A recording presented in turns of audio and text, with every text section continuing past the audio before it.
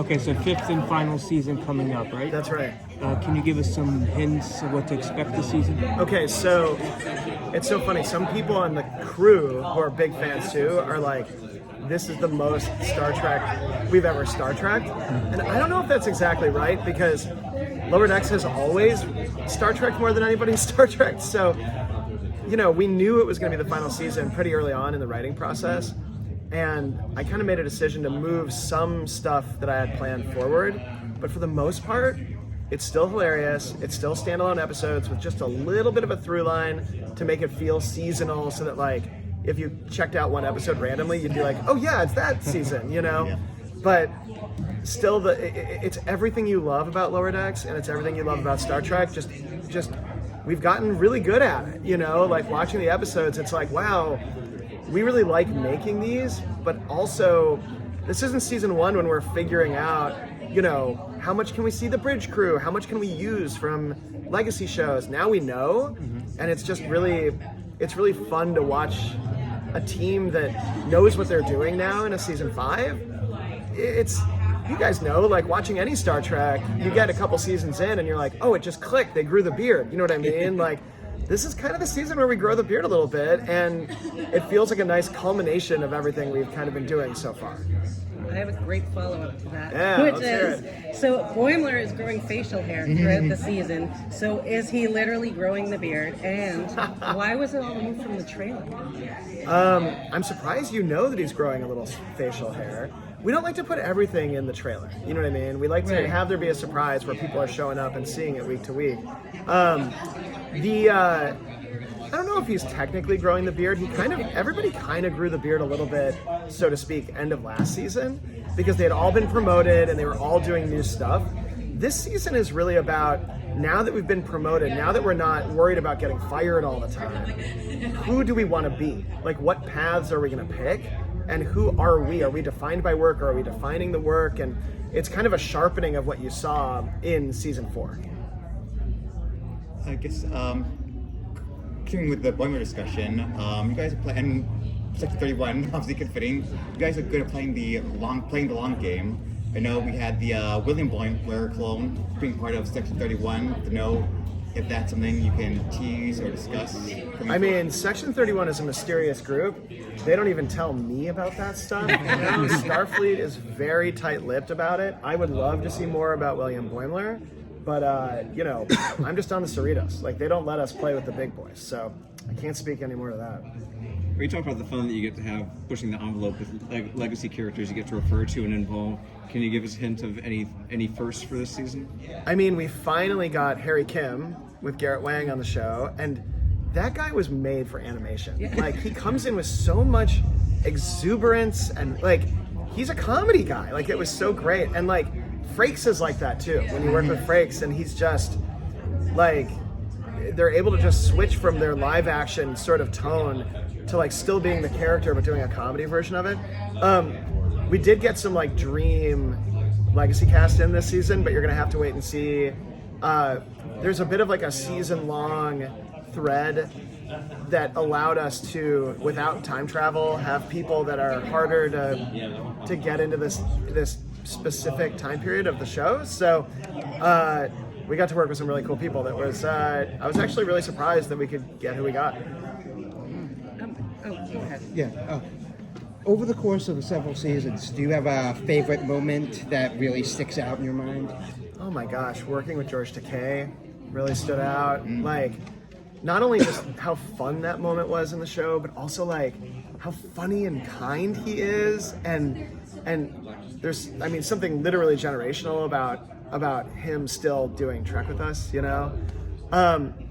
There's moments from the first season, like doing the trial episode and just finding the comedy there. There was a moment first season where we did this bit with, in the episode where it's in the trial episode where Tendi is doing this cleaner stuff, and they're, like, afraid of these, like, Romulan warbirds that are showing up, the Daredex class ships that are, like, scanning for them, and we keep popping in and out. We're like, no, they're scanning again! Like, it just really, like, that's when you find the balance of Trek and comedy, and it doesn't feel like we messed up either of those things.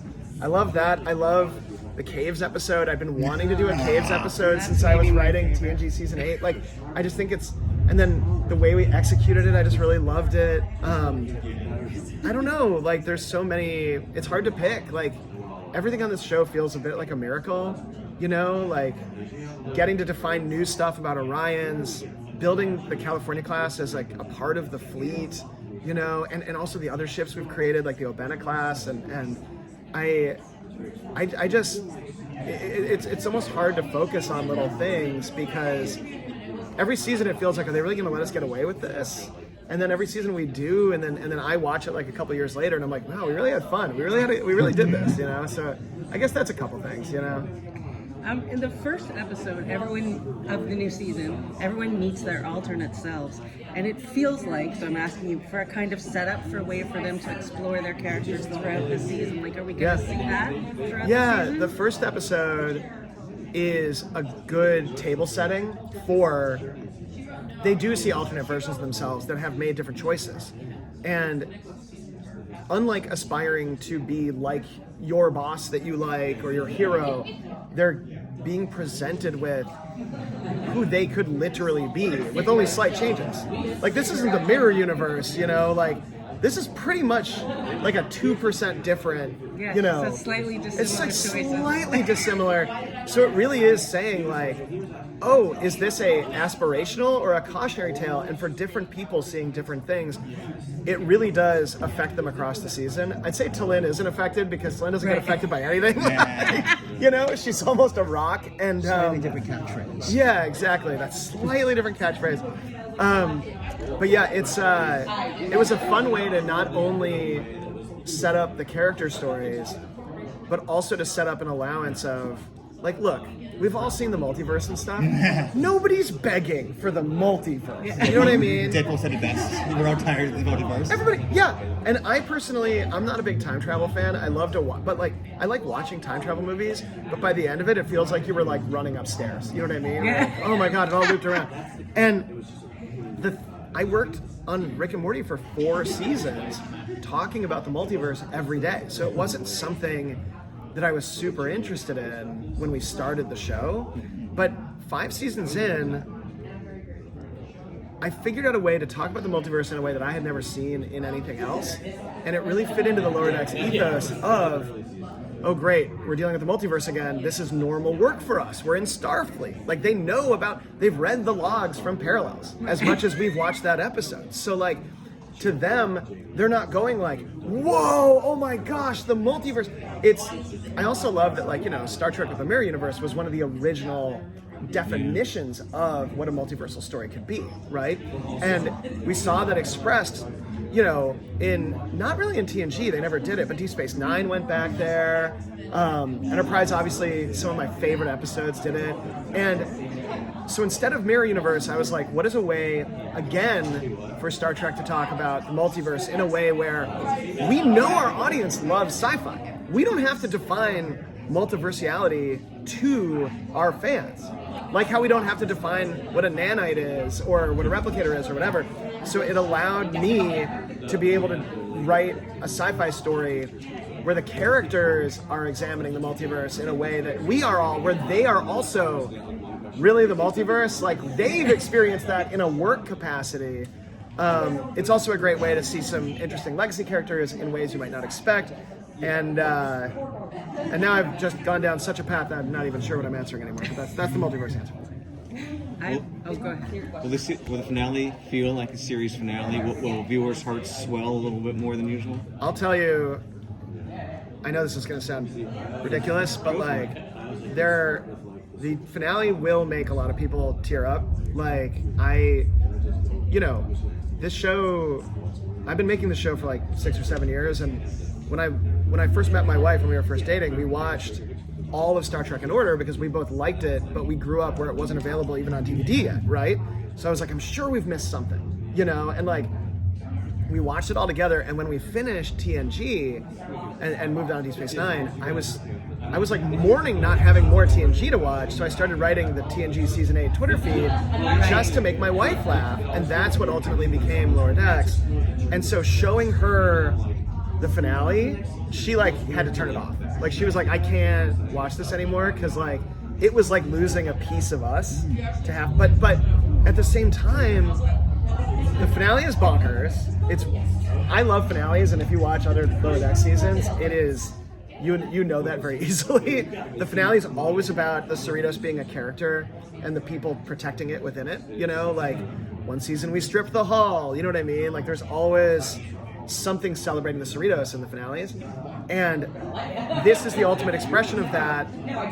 And it's a series ender, and it's a season ender, and it's a thank you, and it's a love letter, and it's a thank you to Star Trek, and a thank you to fans, and a thank you to Tawny and Jack and Noelle and Eugene and everybody. Like, but it's also, it's not The Sopranos. It's not the end. You know, Right. like instead, like my wife loves Taylor Swift. It's an era. Like Lower Decks, the show, is an era for these characters, and we got to experience an era from beginning to end.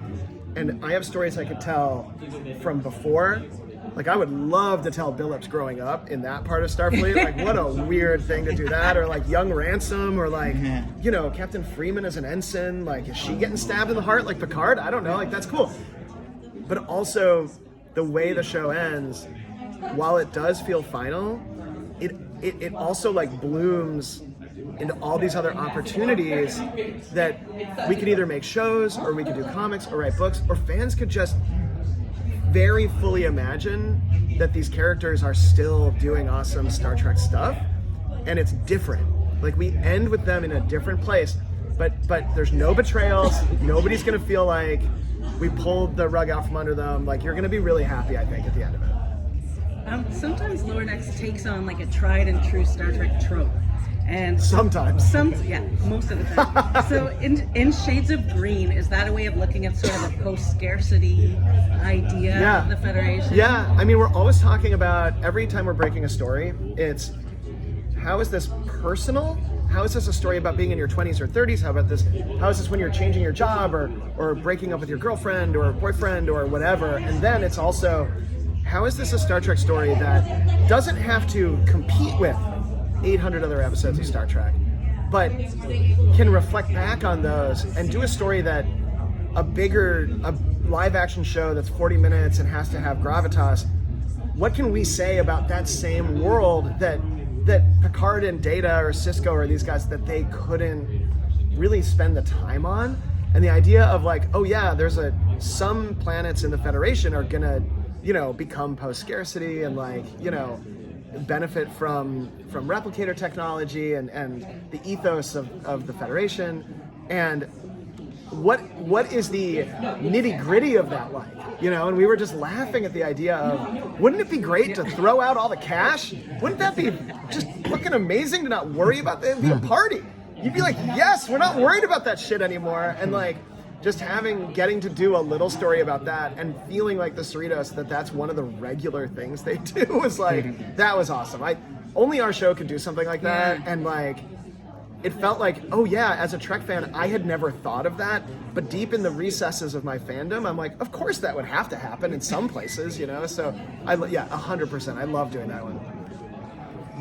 I have more, Elizabeth. Go ahead. Yeah, like I say, talking about all the franchises of Trek last year, you know, I love Star Trek Prodigy. You know, I was sad to see it go, but I was always also glad to see Lower Treks, you know, kind of mentioned here and there. Obviously, your reaction or how you feel, like you said, even though it's ending, I love that still the legacy is still continuing on these other shows, like Prodigy. You're kind of, you know, I guess being part of the entire legacy of Lower Decks.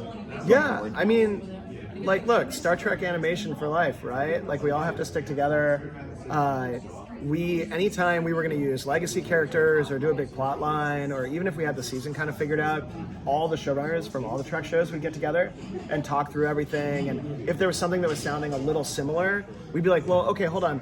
When you're doing that, like, how are you going to express that? Like, because we don't want somebody to sit down and be like, I just watched this on another Trek. Now, sometimes when you have Riker show up at the end of a season to save the day, you didn't know they were going to do reshoots on Picard to have Riker show up to save the day, right? So like every once in a while, it does kind of mix up. But like seeing those moments of in Prodigy where they're referencing Lower Deck stuff, like I was going to have the Doctor from Voyager come onto the Cerritos and tutor Tendi. Like that was going to be a thing.